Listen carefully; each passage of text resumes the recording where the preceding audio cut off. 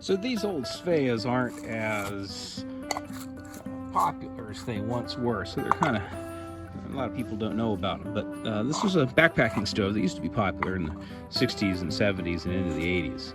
And I'm going to show you how it works. It's a very simple stove, actually. It has just this brass ring, and it has a fuel tank. It has a kind of a stem that comes up with a valve in the middle of the stem. Inside of that stem is a wick to wick the fuel up from the fuel tank into this burner. And the burner is it has a tiny little pinhole right here. Actually, since it's not pressurized, I can show that little pin. Just barely see it sticking up.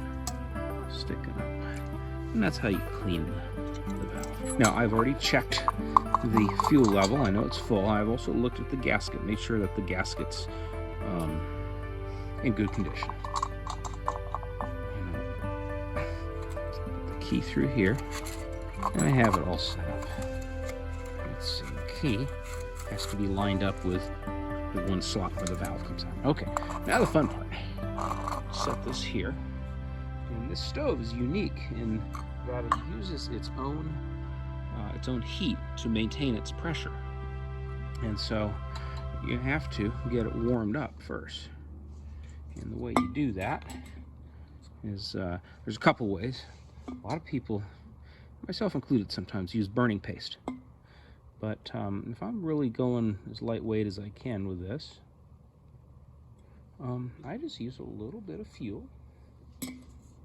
Now, I have to admit, so I am keeping this fuel out of reach.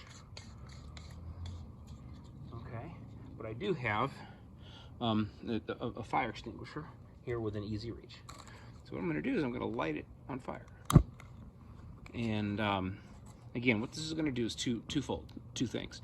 First of all, it pressurizes the gas tank. Secondly, it heats up that where the fuel comes up through the neck of the stove. That acts as a generator. It actually allows the fuel to vaporize. And so, not many stoves these days do you light them on fire in order to turn them on. And right about the time that fuel that I poured on, that I dribbled on there, goes out, and right about that time, that's when you want to try to light it off. If the fuel burns out before you get to light it off, then just use your lighter or another match. Now you can see it's flaring up just a little bit right now. That will go away as the generator heats up a little bit more. For quite some time, I can cook a pretty solid meal in this. I can turn it down, but because it's self-pressurizing, I have to watch very carefully when I turn it down to make sure that it stays warm enough to burn. So I'm constantly fiddling with it. And that's something you don't have to do with an isobutane stove. And quite frankly, you don't have to do that with an MSR whisper light either. The MSR whisper light came out in the late 70s, early 80s, and gave this stove a run for its money. But I like the simplicity of this stove. And I'll tell you, when you're cold and you just want some hot soup or something, the sound of this stove is very reassuring. It sounds a little bit like a rocket going off. Pro tip, take the key off of there and set it on the ground. The key will get really hot, and then you'll get to turn it off and burn your fingers. These used to be made by a company called Svea, and then they were bought up by a company called Optimus. I believe you can still buy this stove today. Now I'll go ahead and turn it off.